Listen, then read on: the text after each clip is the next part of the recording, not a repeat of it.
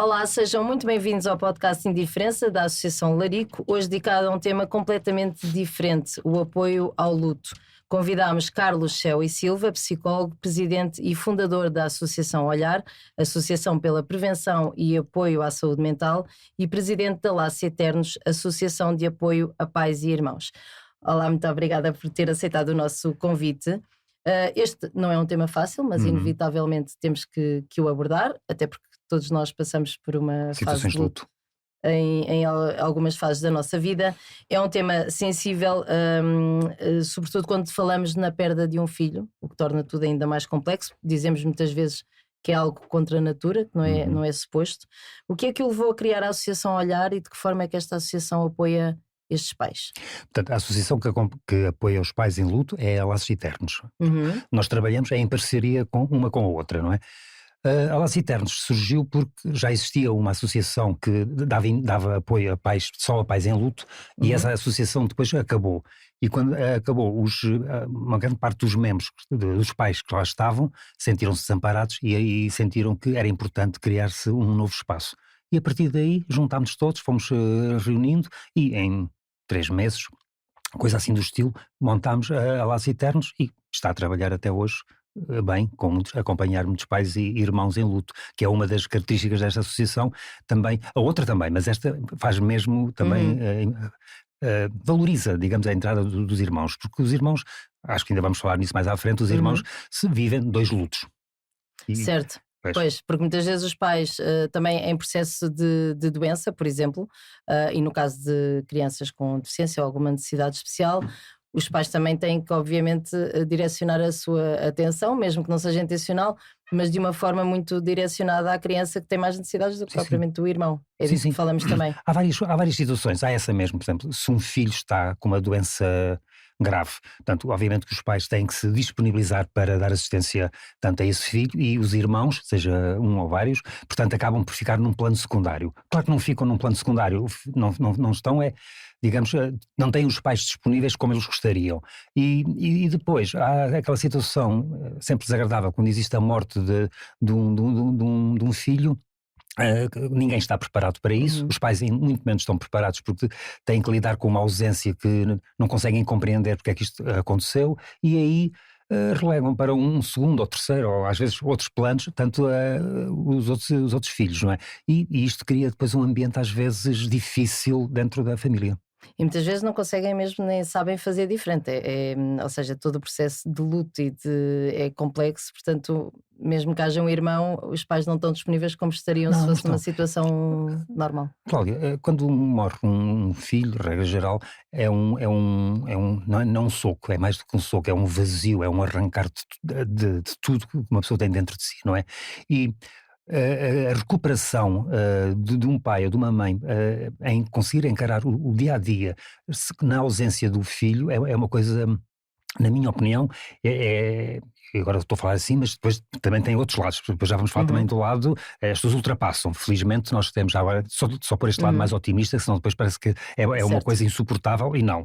Nós todos seres humanos temos uma capacidade inexplicável, será qualquer coisa que vem dentro de nós, que faz com que consigamos, digamos, ultrapassar estas perdas todas. Isso conseguimos. O tempo varia de pessoa para pessoa, e mesmo que a pessoa não consiga, ou melhor, que os pais, estamos aqui a falar de pais, não consigam, digamos, ultrapassar este luto a vida toda, conseguem, isso sim, ter uma vida que se poderia dizer normal. Pronto. O que é uma vida normal? Agora vou ser um bocado irónico, mas às vezes uma vida normal deixam de trabalhar, pedem uma reforma antecipada, muitos pais às vezes separam-se, há um divórcio, mas depois também há o outro lado, há aqueles pais que continuam a fazer a sua vida quase normal, o casamento ainda se reforça mais e há uma aproximação maior dos outros filhos em dar aos pais aquele calor que eles precisam para olharem para cada manhã como uma manhã que vale a pena viver.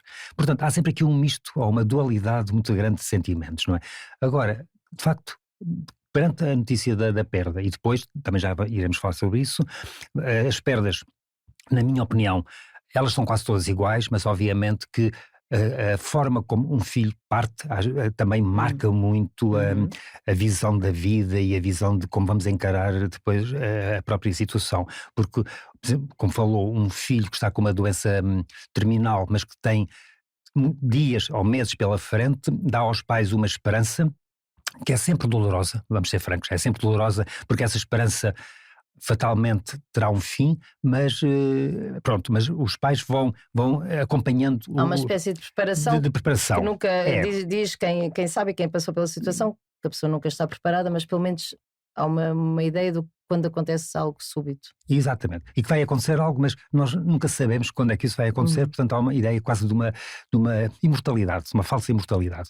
O grande choque é quando é um acidente, que é uma coisa imprevista, ou um suicídio, que então aí os pais ficam com um problema de consciência e uma crise existencial que deixa-os muito abalados. E com muitas questões. Muitas questões, todas as questões imagináveis, inventadas, não terem sido reais. Suficientes para apoiar aquela tem sempre. jovem. E depois procuram todo o tipo de respostas, vão analisar a vida que tiveram com os filhos, o que fizeram, o que não fizeram, o último beijo que deram, o último afago que fizeram, a última discussão que tiveram, enfim, vão buscar tudo para explicar, justificar ou aliviar a dor que eles sentem e a responsabilidade que eles sentem.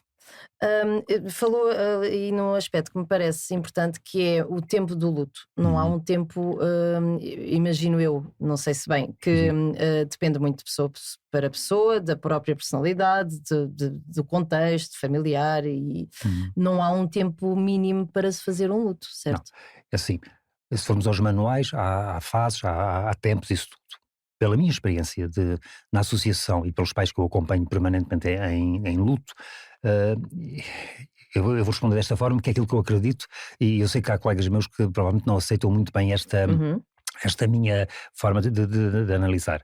Eu penso que é um luto para a vida toda, para a vida inteira, portanto é um luto crónico, pronto. Agora, eu estou a dizer isto, pode parecer que é dramático, mas não é dramático, muito pelo contrário. Eu penso que nós, quando temos um luto crónico, quando perdemos alguém que nos é muito significativo, e que não seja um filho, também é um luto para a vida toda, não é? Portanto, o que acontece é que, se este luto for, como eu estou aqui a falar, que é um luto que nós vamos ter que aceitar, que é para toda a vida, eu penso que conseguimos construir internamente reforços e uma estrutura para suportar essa ausência.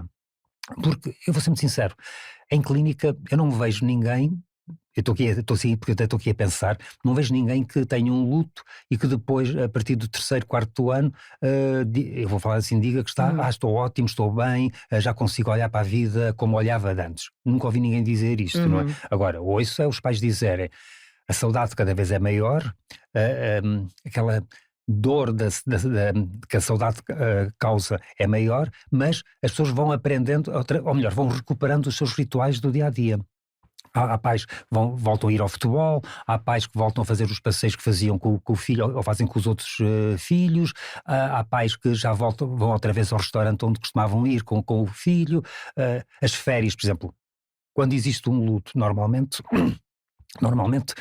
aquelas questões de hábitos familiares, férias, os rituais todos, isso muda tudo, não é? Portanto, e é muito difícil para os pais, no início, por exemplo, nas férias seguintes, irem para o mesmo sítio onde costumam ir, não é? E não vão, anulam-se completamente. Mas o que eu sei é que ao fim de alguns anos, não importa se são 3, 4, 5 anos, os pais começam a ir devagarinho. É quase como aquelas crianças que estão a palpar o terreno e ver se será que eu consigo andar, será que eu consigo fazer. E digo-lhes, quando os pais conseguem dar aquele primeiro passo, que é deixarem de olhar para a cadeira vazia, deixarem de olhar para aquele lugar onde o filho costumava estar e começam a ocupar aquele espaço de uma forma natural, a coisa muda, a coisa transforma-se, não é?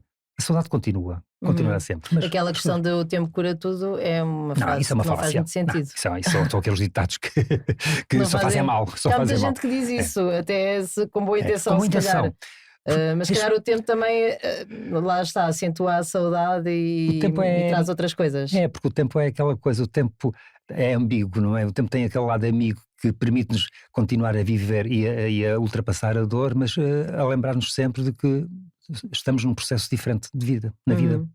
E a vida pode voltar a ser recompensadora e feliz, se calhar não vai ser a vida que era, porque é impossível ser uma vida igual à que era antes da perda, mas é possível a pessoa reconstruir-se. É uma vida feliz.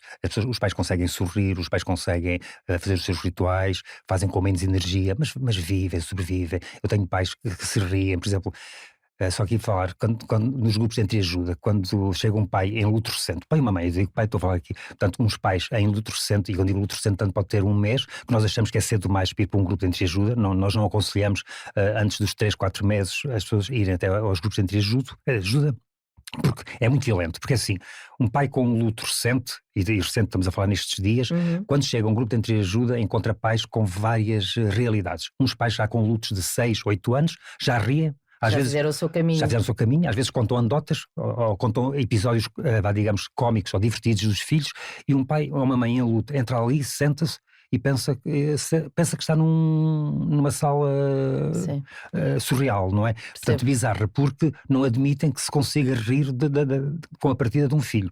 E depois, mas depois tem uma vantagem. Não dos pais em luto, mas dos pais recentes, que é aqueles pais mais velhos, são eles que aconchegam e são eles que acolhem depois os pais recentes. E as perguntas típico de todos os pais em luto é: eu não vou conseguir ultrapassar, a minha dor é maior que a dor de toda a gente, e não é. Depois, quando os grupos de entreajuda têm essa vantagem, que é, os pais começam a perceber que fatalmente perderam um filho ou uma filha, mas outros pais como eles estão na mesma situação. O problema é que são todos anónimos. Estes pais que estão órfãos de filhos são todos anónimos, não é? Portanto, todos eles não andam com nada escrito a dizerem que fazemos parte da mesma sociedade, não é? Da mesma comunidade. E como é que chega a esses grupos de entreajuda? Aqui no caso da Alaciternos, basta entrar em contacto com a Alaciternos por telefone, por e-mail, seja como for, não é? Como quiserem. Estamos sempre disponíveis. Quem recebe os contactos são sempre mães. Eu digo mães porque infelizmente os pais não aderem a este trabalho de moderação, eles não entram nos grupos, quer dizer, entram nos grupos, mas não intervêm ativamente como as mães intervêm, não é? Portanto, é sempre uma mãe que... Não verbalizam, não conversam. Não verbalizam, os pais hoje em dia choram muito, os pais portugueses choram muito, não são nada, aquela coisa que se falava antigamente, que o homem português é muito duro. Não chora, o homem não chora. Que é outra frase feita que não faz sentido. Que é uma violência dizer isto a um pai que perdeu um filho que não chora, é mentira, porque os pais choram muito. Agora, se choram nos braços da companheira ou da mulher, ou se choram sozinhos, como muitos fazem, que é quando o cônjuge vai dormir e depois ficam na sala sozinhos, televisão baixa e choram, e depois, enfim, cada um faz as suas opções, não é? Mas o homem, então em clínicas choram imenso, os homens são uns chorões, não é? São chorões porque a dor é a mesma, eu acho que a dor é a mesma, claro que podemos distinguir que a dor de uma mãe, e agora vou usar aqui a expressão que as mães falam muito, que é carregamos um filho 9 meses, portanto há sempre um vínculo diferente. Claro que existe um vínculo diferente, não é? Mas os pais sofrem muito, há um vazio muito grande também. E quando as relações são bonitas, são relações bonitas no sentido, estão a ser vividas naturalmente, com os seus altos e baixos, é muito difícil, é muito difícil. Quando há o sonho de ter um filho saudável, passa-se, e quando nasce uma criança com alguma deficiência, alguma necessidade especial, alguma coisa que não estava prevista e que não é o dito comum, tem que se fazer o luto do filho saudável. Isso também é um processo, o luto da idealização do filho saudável, sim, assim sim. é que é. Eu até diria mais, eu acho que normalmente quando se idealiza um filho, o nascimento de um filho, nem se põe a questão de se é saudável ou não, ou seja, essa ideia de saudável existe, se bem que nós não... Agora, falando com toda a sinceridade, não sabemos o que é ser saudável, não é? Pois, saudável, também é verdade. Não há uma definição exata do que é uma pessoa ou uma criança, uma pessoa saudável, porque assim, isto agora é um bocadinho aqui para brincar, mas ninguém é saudável, nós não somos saudáveis, não é? Temos sempre qualquer coisa, nós achamos que sim, mas não. Sim, mas nós somos uns presunçosos. Até a vida nos lembrar que afinal de contas há um imprevisto, há um acidente qualquer na nossa vida e nós percebemos que não somos saudáveis. Mas de facto é isso. Então um primeiro bebê, uma primeira criança, há sempre aquela projeção de uma idealização, porque no fundo, agora vou usar a sua palavra, um filho saudável representa pais saudáveis, não é? E os pais também querem estar naquela fotografia, não é? Também se querem sentir que, ok, nós demos um filho saudável ao mundo. Quando depois um pai ou uma mãe é confrontada com uma realidade de um filho que sai um pouco daquele padrão de que nós estamos todos programados, obviamente que há um trabalho que tem que ser feito. As pessoas costumam dizer é um luto, eu não acho que seja um luto porque o filho não morreu, partindo de uma situação em que o filho não nasceu morto ou que morreu recentemente logo, não é? Portanto, a questão de incorporar um novo ser, esse é que é o trabalho que tem que ser feito de uma forma muito tranquila, muito bem feita, e eu aí sugiro, às vezes que o acompanhamento é importante, nessas fases é importante, não é?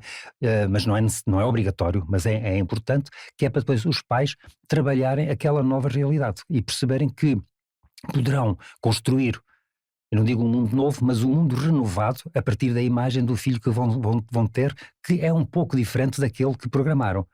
Na verdade, eu acho, e não sei se é mãe ou...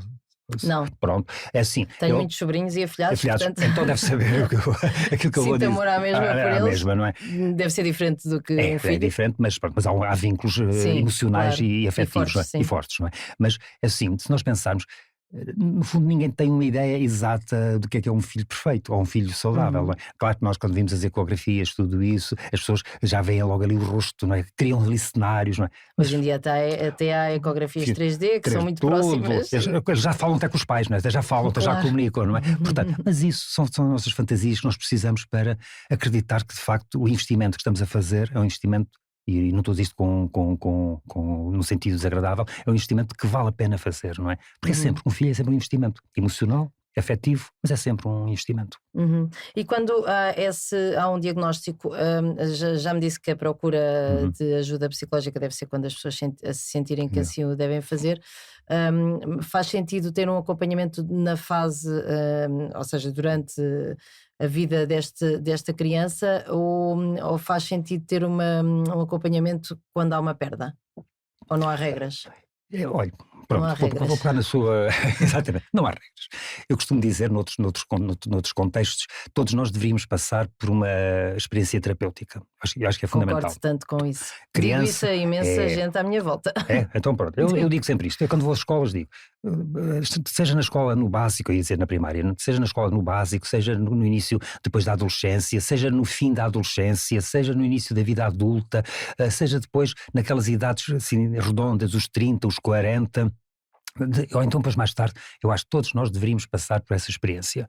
Se depois ficamos na experiência e passa depois a uma realidade mais permanente, já depende da relação que se cria e do investimento que a pessoa faz perante a terapia.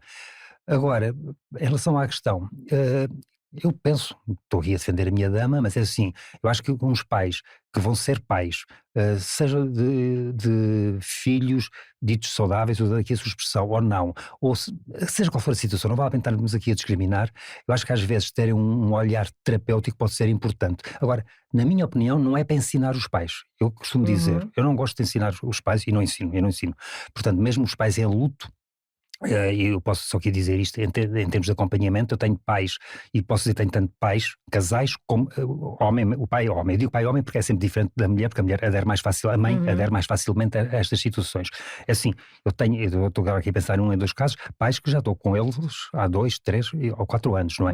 E vai-me dizer, eles criaram uma relação de dependência para comigo. Não criaram porque nós estamos, às vezes há uma interrupção, depois recomeça-se. Agora, aqueles pais, estou a falar agora dos pais, têm uma necessidade, eu acho que até saudável, porque percebem que estão com vontade de falar, mas num contexto que não seja o familiar, não seja lá em casa com a mulher e com os outros filhos, não é? E então, pela relação que se estabeleceu na terapia, procuram o seu psicólogo. Deve manterem algum equilíbrio. O equilíbrio, E depois podem falar à vontade. Estou a pensar aqui num pai que vai, fala das suas coisas, daquilo que gosta de fazer, dos seus hobbies, rise, comove-se, mas posso lhe dizer que temos muitas sessões, o nome do filho nem entra na sessão, nem entra. E não é que ele esteja esquecido, porque ele quando bate à porta para a consulta, ele sabe porque é que lá vai. Mas não, a consulta enche-se rapidamente, aqueles 50 minutos, com outro tipo de assuntos, o que é muito bom. Muito bem. Como é que os pais podem explicar a um filho a morte de um irmão? É difícil isso também, não é? Depende da idade do irmão, não é? Depois tem que ser sempre ajustado aqui à faixa etária. Exatamente, porque assim, se estivermos a falar de crianças menos dos 8 anos, 7, 8 anos, aquela noção de finitude da vida ainda não está bem interiorizada, não é? Internalizada. Portanto, a criança ainda encara a morte do irmão como algo pode ser passageiro. O irmão mais cedo ou mais tarde vai aparecer, não é? Depois dos 8 anos, 9 anos, já existe uma noção de morte, não é? Não é com a mesma profundidade que nós adultos temos, mas a criança já sabe que a morte é um partir que não tem regresso, não é? E aí sim, falar abertamente com as crianças e explicar o que se está a passar. E aquilo que eu normalmente digo aos pais, e volto a dizer, não é no sentido de estar a ensinar, porque eu não gosto, a sério, sou anti-pedagogia, não defendo nada a pedagogia em nenhum campo. O que eu digo aos pais é, quando vão falar com os filhos, primeiro não tem que escolher uma data certa, um momento certo, não tem que ser ali naquela hora, ao entardecer ou ao amanhecer, que é para... Não, é quando o momento chega, falar-se, ou quando o filho pergunta onde é que está o humano, onde é que está a mana, onde é que... Pronto, responder logo, olha, depois podem usar a expressão partiu, não faz parte já da nossa rotina, enfim, depois cada pai, cada mãe escolhe o seu tema. Privilegiando sempre a verdade. Sempre a verdade, sempre a verdade, porque a verdade... Adaptada, claro, à idade, porque se a criança tiver 9 anos tem que se dizer de uma certa forma, se tiver já 12 já se diz de outra, e se for adulto é de outra forma. Agora, o que eu peço sempre aos pais é não esconderem a dor que estão a sentir, porque os pais muitas vezes querem depois ser fortes e achar que... É uma falsa proteção do outro filho. É achar que a criança não está preparada para ouvir o que vai ouvir. É mentira. As crianças estão preparadas. Eu até digo mais, eu acho que as crianças inconscientemente percebem o que é que está a acontecer ou o que é que aconteceu na família. As crianças não verbalizam, e estou a falar de crianças mais pequenas, porque muitas vezes têm medo de perder os pais, porque acham que vão roubar, ou melhor, aquela criança roubou o amor dos pais. Então elas não querem ser eu vou usar aqui uma palavra feia, não querem ser um estorvo para os pais. Agora, as crianças têm a intuição toda lá dentro, mais do que nós adultos, porque eles ainda um diamante em bruto, não é? Portanto, as crianças têm a sensibilidade para captar aquele olhar triste que a mãe deita às vezes para o filho, o passar no quarto do filho e haver aquela pausa, aquele suspiro. As crianças apanham isso tudo, captam isso tudo. As crianças não pedem, não perguntam, porque têm medo. Porque o grande medo, a grande fantasia que as crianças têm é uma fantasia negativa de perder os pais. E se os pais já estão em dor porque perderam alguém que ocupa o mesmo espaço que eles na escala familiar, obviamente que eles tentam travar ali a sua presença para não assustar os pais, não é? Isto é um sofrimento atroz. Portanto, se os pais... Não sei se me estou aqui a perder no raciocínio. Não, se os pais estou a perceber. Falarem abertamente, se tiverem necessidade de chorar, chorem. Se quiserem abraçar, abracem. Se quiserem abraçar em silêncio, abracem em silêncio. Por exemplo, os pais em luto. Os pais em luto às vezes preferem muito mais um abraço do que 1000 palavras. Porque as palavras o tempo cura, não cura nada. A vida continua. Tens de ser forte. Tens o outro filho. Olha, em frente. E as pessoas sabem isso, não é? Eu costumo dizer, as pessoas sabem isso, têm essa noção. Obviamente. Só que... E não querem esses conselhos. As pessoas querem sentir que o chão continua a existir e que o chão segura o seu peso, a sua realidade, não é? Isto só acontece quando às vezes há um abraço, um silêncio, o olhar para a pessoa, o telefonar às vezes na hora menos prevista, só como é que está tudo bem, como é que estão, querem falar. Respeitar também o tempo dessas pessoas. Completamente. Ou seja, se quiserem sair, ou quiserem ir lanchar, ou beber um café, tudo bem. Se não quiserem, tudo bem na mesma também, e esperar. Porque todos nós podemos ter um papel também nessa ajuda. Fundamental. E sabe, Cláudia, muitas vezes, nesta questão do luto, e isto não é acusar ninguém, o luto é muito difícil, qualquer luto é muito difícil quando nós perdemos alguém de quem gostamos muito, não é? Porque se for um luto de uma pessoa que não nos diz tanto efetivamente, é diferente, não é? Mas se forem pessoas de quem nós gostamos realmente, é muito difícil. O luto de um filho é uma dor que transborda todas as margens da nossa existência e, portanto, é impossível suportar. Se estes pais são invadidos, não é? Porque era isso que eu ia dizer, o que acontece muito é esta necessidade de atenção da parte da família, dos vizinhos, dos colegas de trabalho, isso é fundamental, mas às vezes temos que compreender que os pais não estão tolerantes a essa invasão. E também acontece aqui outra coisa. Também é uma pressão. É uma pressão. De repente aparece muita gente ao mesmo tempo que quer ajudar e depois também é muito confuso. Exatamente. E depois acontece uma outra coisa às vezes também, que é estas mesmas pessoas, como se sentem, ou que não conseguem ajudar, ou que aqueles pais estão num sofrimento que é tão angustiante que eles próprios se afastam naturalmente. Não é por deixarem de gostar ou do colega, ou do familiar, ou do amigo, não. E do vizinho, não. Afastam-se porque não conseguem lidar com aquela realidade. Claro. Porque aquela realidade assusta-os. Porque nós depois, inconscientemente, muitas vezes, quando não é consciente, pensamos, e se isto me acontecesse a mim? E se fosse eu que tivesse a passar por aquilo que os outros estão a passar, não é? E isto é que é um grande problema. Nós todos temos medo, porque nós não queremos viver a dor que os outros estão a viver. E não conseguimos imaginar, ninguém consegue imaginar o que é a dor de um pai ou de uma mãe em luto. Esse afastamento, então, percebe-se, ainda que para o próprio seja também difícil perceber Difícil, isso.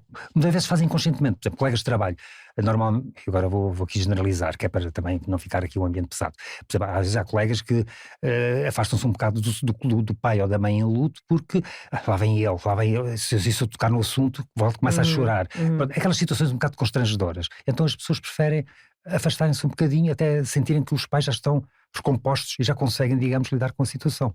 Porque é muito difícil. Às vezes as próprias pessoas também não sabem lidar com isso, não é? Lá está, porque pensam que pode acontecer com elas próprias e nem sequer se querem imaginar nesse cenário. E não se colocam nesse papel, não se colocam. Eu gostava de ouvi-lo também já percebi que é muito pouco de regras e de coisas 100% certas e por aí. O que é mais correto fazer depois da perda? Por exemplo, em relação ao quarto, era uma coisa que eu falei com a Carolina, que é a presidente da Associação Larico, sobre esta questão de o que é que se deve fazer a seguir? Mantém-se o quarto igual? Deve-se... É um desrespeito destruir, entre aspas, sim. Ou acabar com aquele quarto? O que fazer com objetos pessoais? Nós imaginamos que não deve existir um certo ou errado, mas há algumas estratégias que podem ajudar os pais nesses aspectos mais práticos. Cláudia, eu quando digo das regras, já agora só para esclarecer, é assim, eu acho que em qualquer situação terapêutica, e agora falando em específico da de luto, mas para mim eu funciono assim para qualquer situação, qualquer quadro clínico, eu acho que cada paciente tem que ser único. Nós temos que respeitar a singularidade de cada pessoa.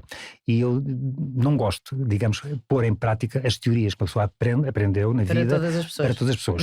Porque eu penso que a relação boa que eu normalmente crio com os meus pacientes é porque de facto eu olho para cada um com o nome que tem, com a idade que tem e com a sua realidade pessoal. Mesmo que sejam histórias muito iguais a outras histórias que eu já tenha acompanhado. E penso que regras em terapia não devem existir.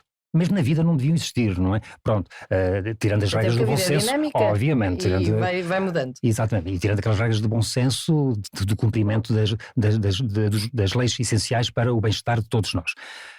Em relação ao que está a falar dos objetos, do quarto, daquilo que faz lembrar a criança. Olha, eu vou dar aqui só um exemplo, que acho que não há problema nenhum dizer isto, portanto, de uns pais em que os brinquedos da criança estavam na última noite antes da criança partir, portanto a criança deixou os brinquedos todos desarrumados lá num canto da sala.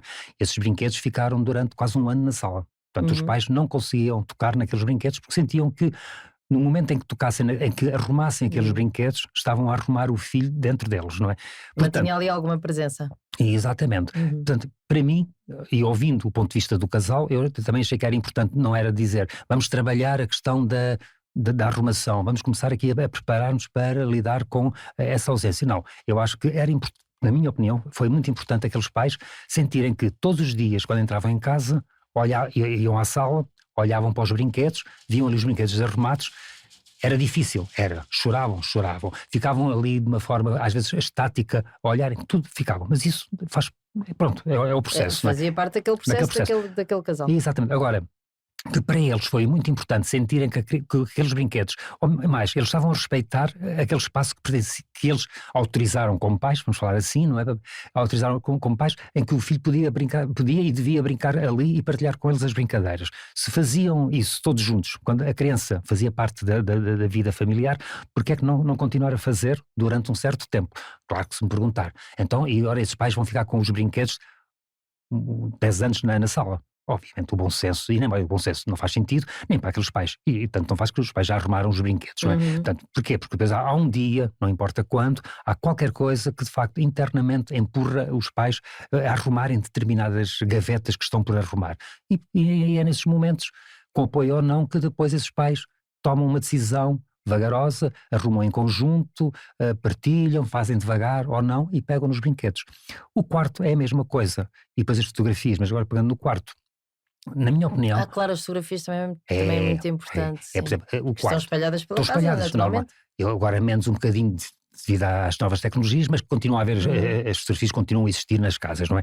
Portanto, e Só falando aqui no quarto ainda, é um espaço que eu acho que deve ser respeitado, aquele espaço em que, porque é assim, aquela última vez que a criança esteve no quarto, é a roupa, eu vou tocar aqui num pormenor sensível, é o cheiro da cama, é da última roupa que a criança vestiu, tudo isso. Portanto, os pais querem manter, prolongar esse tempo todo, não é? Claro que nós sabemos que isso é uma ilusão, que depois com os dias tudo se dilui, mas para os pais, se a cama está desarrumada, eles querem que a cama fique desarrumada, porque pelo menos está ali a marca do corpo da criança, não é? Portanto, nós temos que permitir que aqueles pais consigam eles próprios perceber quando é que é a altura certa de arrumar o quarto. E arrumar o quarto não é, como às vezes os pais fazem de uma forma radical, e não estou aqui a condenar, porque cada pai e cada mãe tem o seu tempo e tem a sua autonomia, que é pegar nas coisas e dar tudo isso, não é? Pronto, agora o ideal é, sinceramente, e aqui não há ensinamentos, não há nada, é os pais ouvirem-se a si mesmos, pronto, eles próprios, ouvirem-se e perceberem, está na altura, não está na altura, porque depois também há um desacordo entre os pais. Por exemplo, claro, a mãe pode querer a mãe uma pode coisa querer e uma o pai coisa, outra. pode querer outra. E deixe-me só aqui tocar mais neste ponto que tem a ver às vezes também com a questão das visitas ao cemitério e tudo isso. Há casais em que só um dos elementos é que vai ao cemitério, o outro não vai. Pronto, isto vamos dizer, então aquele pai ou aquela mãe que não vai ao cemitério é menos pai ou menos mãe. Não, simplesmente ainda não se sente preparado ou preparada para ir a um local que sabe, desculpem a expressão, é a última morada do filho ou da filha, não é? Portanto, nós temos que perceber que estas sensações são individuais e cada um... E mesmo sendo um casal, cada um tem o seu E tempo. cada um tem, porque se os casais se respeitarem, e isso eu acho que é muito importante em terapia, porque eles não aprendem, mas eles percebem que de facto eles podem estar unidos na diferença. Esses pais sentem que não estão em concorrência um com o outro no destino que querem dar à sua vida, e aí eles conseguem trabalhar, ok, eu quero arrumar o quarto, eu não quero arrumar o quarto, e eles próprios vão. Então em terapia é muito fácil, porque depois como tem um moderador, tem-nos a nós, não é? Portanto eles vão discutindo abertamente aquilo que sentem, que em casa têm medo de dizer, porque sabem que se disserem vão magoar a outra parte, e assim escolhem ali uma arena que já é segura, sólida, e conseguem falar. Portanto, se estas questões forem respeitadas, eu penso que muito do luto difícil é ultrapassado, sem nunca nos despedirmos do luto completamente. Muito bem, estamos já a terminar esta conversa e tínhamos tema para fazermos 10 episódios consigo. Para os pais que estejam a ouvir ou a ver, nós também divulgamos o podcast no YouTube, e que estejam a passar por uma perda e que se sintam absolutamente perdidos, mas até tenham alguma vontade de procurar ajuda, mas não tenham coragem, o que é que lhes diria? Olha, o que lhes diria é, primeiro, ganharem coragem e marcarem uma consulta, nem que seja para falarem, para descarregarem aquilo que estão a sentir, não é? Depois, outras coisas que poderia dizer, e são coisas muito básicas, é fundamentalmente olharem para a vida e não se sentirem responsáveis, nem se sentirem, digamos, não é culpados, porque eu acho que a culpa, as pessoas gostam muito às vezes de dizer que existe culpa, não há, os pais não sentem culpa, os pais sentem-se roubados, os pais sentem-se espoliados, não é, por terem perdido, no fundo, aquele bem que é o bem maior que a pessoa tem quando investe na família. Portanto, é nessa questão, e principalmente libertarem-se de todo o tipo de preconceitos. Isso é que eu acho que é fundamental, que é o luto dá-nos o direito de sermos livres, respeitando os outros, como é lógico, não é? Mas dá-nos o direito de ser livres e percebermos que os pais em luto não são pais diferentes dos pais que continuam a ter os seus filhos, porque isso é uma coisa que os pais muitas vezes sentem que já estão num outro lado qualquer. Não estão. Continuam a ser pais, continuam e devem exigir o respeito que têm de serem pais. Nem que tenham mais filhos ou não tenham, mesmo que tenham perdido o seu filho único, continuam a ser pais e, não estou a dizer isto para cair bem, serão pais até ao fim da sua vida. Porque um pai, uma mãe, nunca deixa de ser pai ou mãe até o último dia da sua existência. Portanto, não se sentirem de facto menos do que os outros pais. Estava a ouvi-lo e agora pensei de repente na questão de passar a falar do filho no passado. Exatamente. O meu filho era, o meu filho é, isso também é difícil. Há muitos pais, aqueles pais que estão muito bem com eles próprios, conseguem fazer essa separação e conseguem perceber que às vezes conseguem falar do filho no presente, quando têm que falar no presente, porque o meu filho hoje estaria a fazer isto, o meu filho hoje seria isto, o meu filho hoje poderia fazer aquilo, e outras vezes falam no passado quando estão a falar de quando o meu filho tinha X anos era assim, que é como os outros pais e mães fazem quando têm um filho, não é? Quando o meu filho tinha 8 anos ele fazia isto, hoje ele está a fazer aquilo, porque os pais, e estou a dizer mais isto, os pais tanto abraçam-se à questão do tempo e todos eles vão imaginando o crescimento dos filhos, não é? E porque por isso é que eu acho que o luto nunca termina. Pois. E eles vão imaginando, hoje o meu filho se vivo estaria com estes anos, provavelmente estaria na faculdade ou estaria, enfim, há sempre essa fantasia.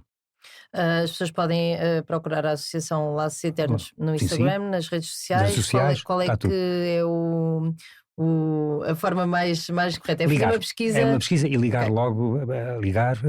E sabem que do lado de lá vão ter uma Tem ajuda. sempre uma voz que os vai ouvir, e são essa voz ou voz são sempre de mães que hoje em dia estão reconciliadas com a vida, são mães que perderam 1, 2, e há mães que perderam 3 filhos, portanto, e que são mães que estão reconciliadas. E já agora então aproveito de fazer um convite também para os pais em luto entrarem neste jogo, neste desafio, porque é muito importante, e acreditem que quando estamos num grupo de entreajuda e nesse grupo temos uma plateia, 80% de mães e 20% de homens, de pais, era bom que fosse mais Um equiparado. bocadinho como as reuniões da escola. Era, cá exato, para nós. é igual. Que os pais igual. agora começam a ir, mas não é Não vão. Desvalorizam sempre essa situação. E os pais também vão com aquela situação, o que é que eu vou lá E fazer? mal comparado, claro, mas lá está, as mulheres normalmente chegam-se mais à frente.